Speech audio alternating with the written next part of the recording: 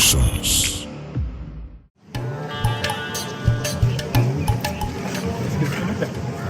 අපි පොඩි සමීක්ෂණයක් කරමු. ඔව් මාත් වෙන මොකද දෙන්නේ? අපි නෑ දෙන්න පුළුවන්. අවුලක් නෑ ටර්න් එකක් තව වෙලා තියෙනවනේ. නෑ නෑ එච්චර නෑ නෑ. විනාඩි 5ක් උඩටම. දැන් මාත් පළවෙනි ප්‍රශ්නේ. මහත්තයා බස් එකක යනවා. යද්දී ගැබිනි මාතාව බස් එකට නැගිටිනවා. මහත්තයා මොකද කරන්නේ? මම මොනා කරන්නද? මම මගේ පාඩුවේ යනවා. හරි. දෙවෙනි ප්‍රශ්නේ මහත්තයා.